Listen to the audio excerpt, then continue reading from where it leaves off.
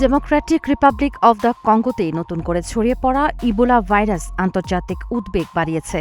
বিশেষ করে দেশটির সংঘাত ও গৃহযুদ্ধপ্রবণ অঞ্চলে সংক্রমণ শনাক্ত হওয়ায় পরিস্থিতি নিয়ন্ত্রণ কঠিন হয়ে পড়েছে। বিশ্ব স্বাস্থ্য সংস্থা ইতোমধ্যে জরুরি অবস্থা ঘোষণা করেছে। তবে বিশেষজ্ঞরা বলছেন এটি কোভিড-19 মতো বৈশ্বিক মহামারীতে রূপ নেওয়ার আশঙ্কা খুব কম।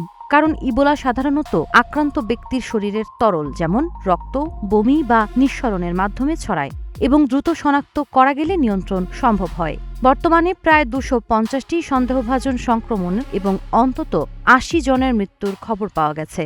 তবে প্রকৃত আক্রান্তের সংখ্যা আরও বেশি হতে পারে বলেই আশঙ্কা করছেন বিশেষজ্ঞরা। এবার যে ভাইরাসটি শনাক্ত হয়েছে সেটি বুন্ডিবুগীয় ধরনের ইবোলা, একটি বিরল প্রজাতি, যার জন্য এখনও অনুমোদিত কোনো ভ্যাকসিন বা নির্দিষ্ট ওষুধ নেই।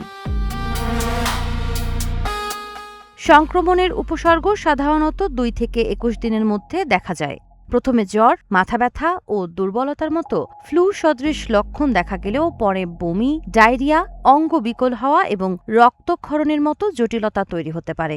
উদ্বেগের বিষয় হল গত 24 এপ্রিল প্রথম রোগী শনাক্ত হলেও প্রাদুর্ভাব নিশ্চিত করতে প্রায় 3 সপ্তাহ সময় লেগেছে। এরই মধ্যে ভাইরাসটি নীরবে ছড়িয়ে পড়েছে বলে ধারণা করা হচ্ছে। ইতোমধ্যে প্রতিবেশী দেশ উগান্ডাতেও সংক্রমণ শনাক্ত হয়েছে।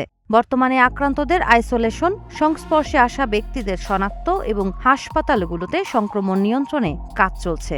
তবে বাস্তুচ্যুত মানুষ, যুদ্ধ পরিস্থিতি এবং খনি এলাকাগুলোতে অতিরিক্ত যাতায়াতের কারণে ভাইরাস নিয়ন্ত্রণ বড় চ্যালেঞ্জ হয়ে দাঁড়িয়েছে।